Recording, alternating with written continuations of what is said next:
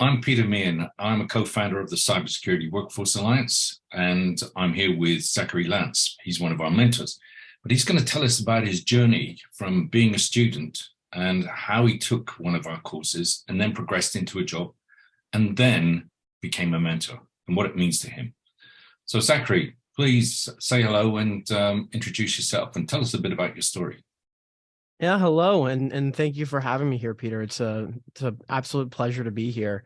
A little bit about me. I currently work as a threat analyst over at New Harbor Security, and I have a background largely in threat intelligence and security awareness.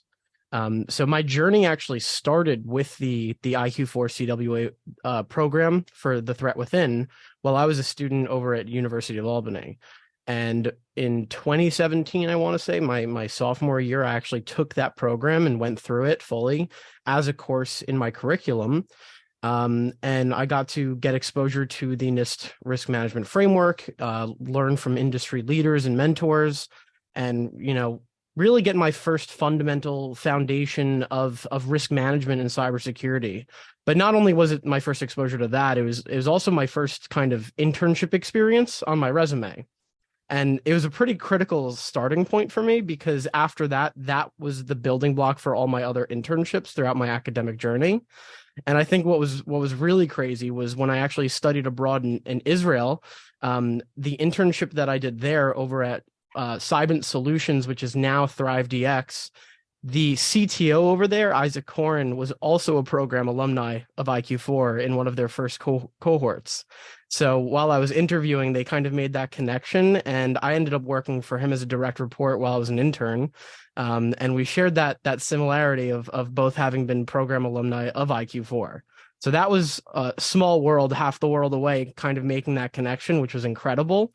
And he was an incredible mentor and leader, and that also kind of started out my journey in security awareness. And I ended up doing more internships in network security and incident response and threat intelligence, and really found my passion in threat intelligence. And after I was wrapping up my academic career at University of Albany, I did my master's there as well. I really wanted to go into threat intel or security awareness, and I ended up going into security awareness at VMware for about a year.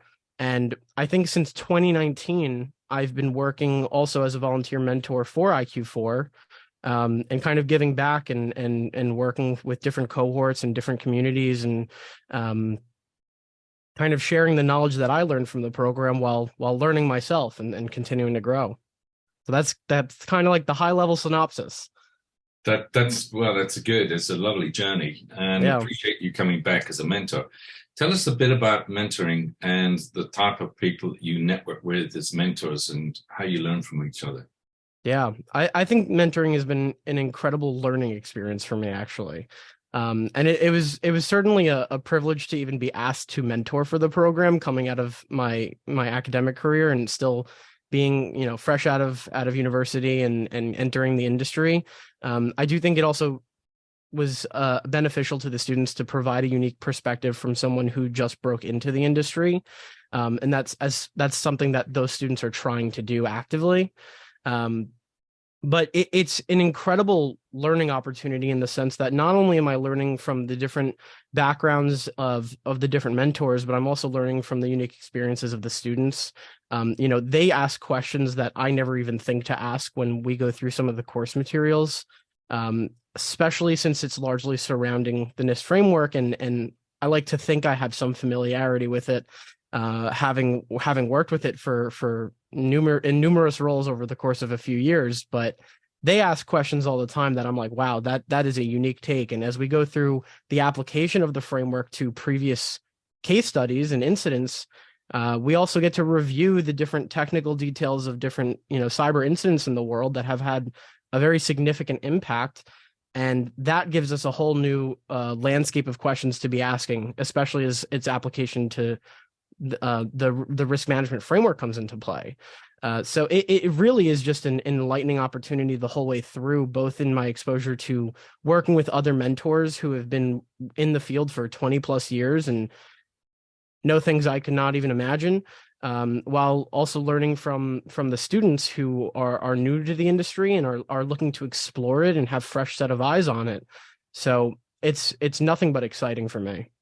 Excellent. So this CWA community, we've grown from 14 members to about 3,700 as of March in 2023 and still grow.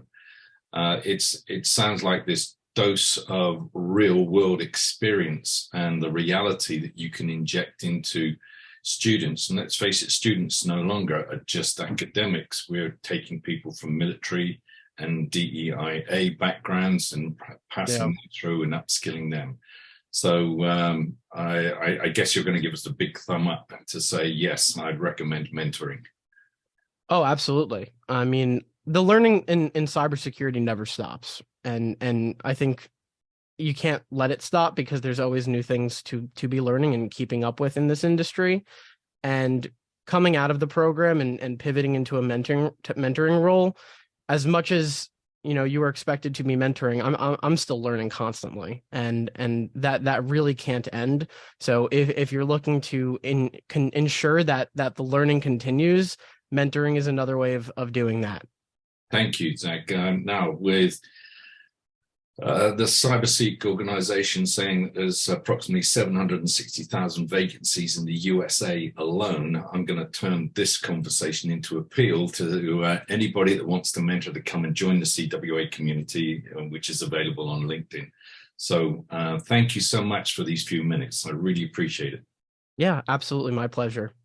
Take care. You too.